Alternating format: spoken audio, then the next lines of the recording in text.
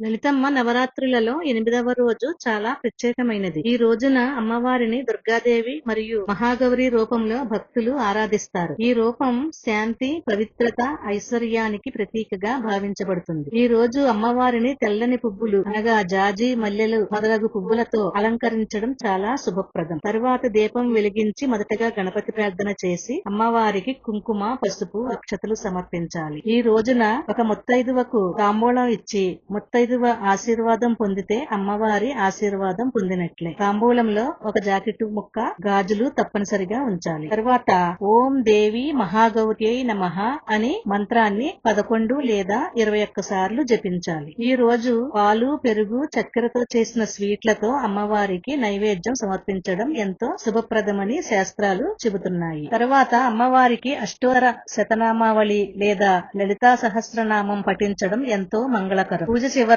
హారతి ఇచ్చి కుటుంబ సభ్యులతో కలిసి ప్రసాదాన్ని పంచాలి. ఈ విధంగా భక్తి శ్రద్ధలతో 8వ రోజు పూజ చేస్తే అమ్మవారి కృపతో మన జీవితంలో శాంతి, సౌభాగ్యం, ఐశ్వర్యం కలుగుతాయి. ఇలాంటి ఆధ్యాత్మిక వీడియోల కోసం మా ఛానల్ ను సబ్స్క్రైబ్ చేయండి, లైక్ చేయండి, షేర్ చేయండి.